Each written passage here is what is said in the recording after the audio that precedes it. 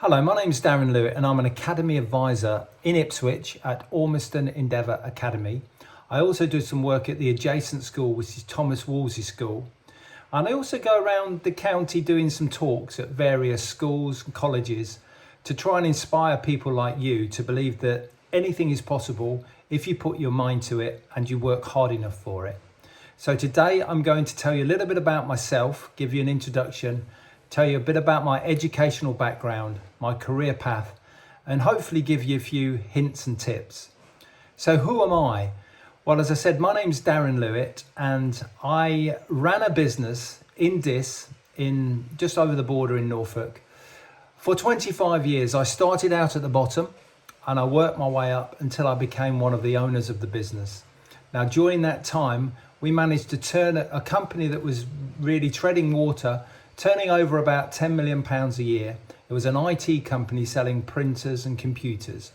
And we managed to turn that company into a £400 million a year company and the largest audio visual company pretty much in the world. So if you have a look around you in your classroom today and you see smart boards or you see projectors or interactive panels, they're the sort of things that we would sell into any walks of life. Could be into shopping centres, theatres, large venues, schools, all sorts of different environments. And that's what we did. We were like a middleman, we were a distributor. So we would work with the integrators, the people who come into your schools to do the installations of the equipment. So that's a little bit about what company I was involved in. I left that company around about 6 years ago because I wanted to do something different with my life. I got a chance to get out and sell my share, and I decided that I wanted to inspire young people.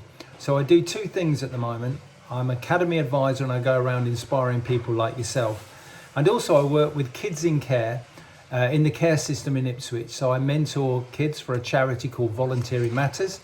And Voluntary Matters have a program called a Grand Mentors program.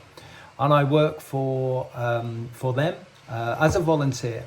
And I try and turn around people's lives. So I've been on the BBC One show, I've been on Sky News, BBC Radio Suffolk, Norfolk. I've been on a number of areas trying to inspire people.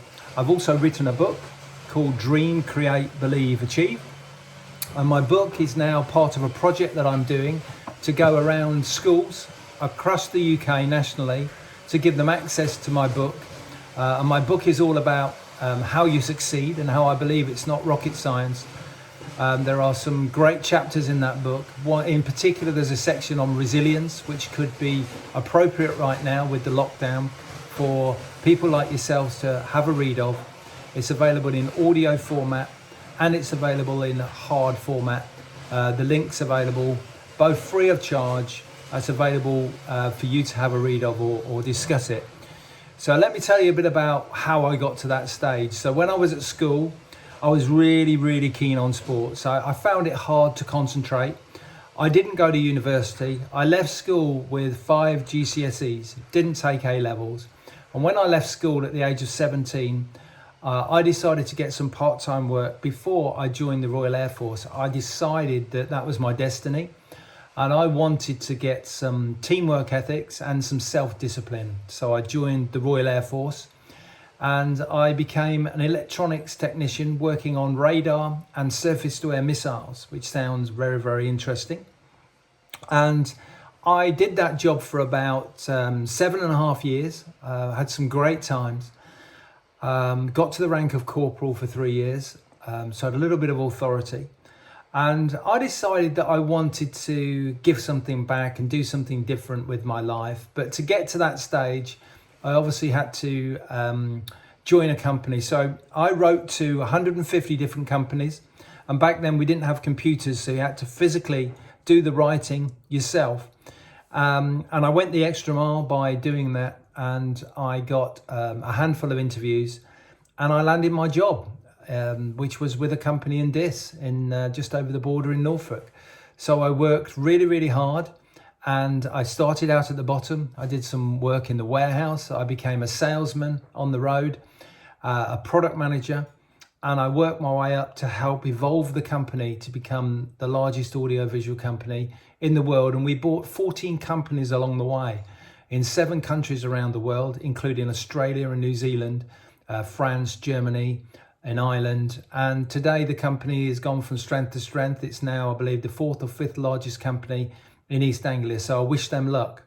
So tell you a little bit about interesting fun fact about myself. Well, what can I do? Well, in my time, I've been able to pick something up off the floor with my mouth without putting my knees or my arms down on the floor to balance myself. So that's something I used to be able to do. I say the alphabet backwards faster than I can forwards. Z, Y, X, W, T, S, R, Q, P, O, N, M, O, K, G, R, H, I, F, E, C, B, A.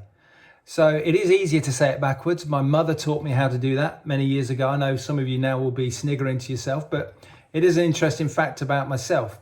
So a bit about my background, as I said, the subjects that I chose mathematics, physics. I did like the sciences.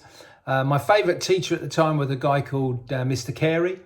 Why was he my favourite teacher? Well, he cared about you. He was my form teacher. No matter what your ability was, he cared about you. And that's the most important thing when you go into business. People that care about you, people that are interested in what you want and what you can actually do. We all have emotions. People need to look at us and people need to support us, and that's what he did. And he supported me to join the Royal Air Force, and he knew that I had certain limitations back then. I was a very creative thinker, but I just wasn't amazing at academically back then. So what I wanted to say to you today is it doesn't matter about the start that you get in life.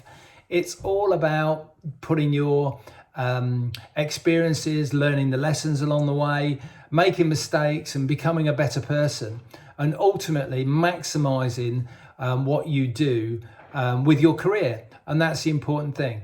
So what I loved most about my career was the ability to be a good creative thinker, good at sales, good at marketing, very personable.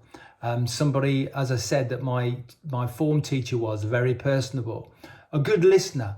And I had the foresight to think about creativity, about the technologies that were coming forward. So that's a little bit about my career path. So if I could give you some bits of advice moving forward and valuable lessons, I would say to you is digest things that people tell you. Listen to people with experience. It's interesting, but youth can be wasted on the young. Don't let it be wasted on the young. You will make mistakes along the way, but you can bounce back. And we all make mistakes, but we all bounce back stronger. Get the negativity out of your life. If you come across negative people, then just throw them overboard. You don't need negative people in your life. You can do it. Anything is possible. Everything is possible. And resilience is a very, very interesting area for you guys right now. If you go for a job interview and you don't get it and someone says no, treat no as meaning next opportunity. Use it as a learning curve. We don't get anything for free in this world, so don't assume that you're going to get something.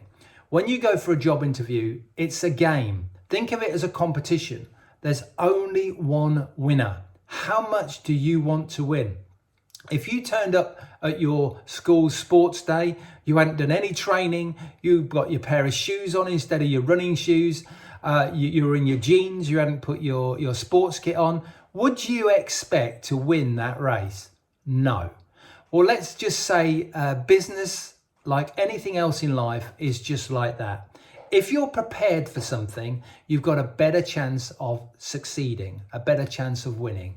So just make sure that when you go into that job interview, you've done your research about who's actually going to interview you.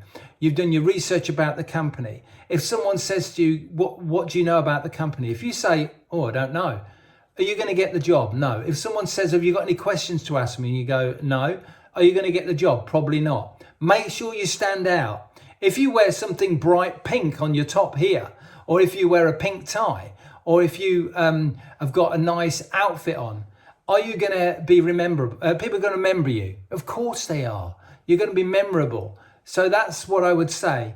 Make yourself memorable.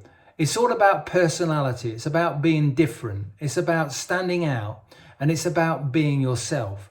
Your most important thing is you and your identity. Find out early who you are. And as I said, if you don't get the qualifications or you don't succeed early on, don't worry about it. It didn't stop me. I just went from strength to strength. And that's all I wanted to say today to you is keep going. Anything is possible. And if you get a chance to read some of the chapters of my book, Dream, Create, Believe, Achieve, you'll find out a little bit more about my story, and you'll be inspired into a little bit more creative thinking. That's all from me. My name's Darren Lewitt. I hope you've enjoyed it. Thank you.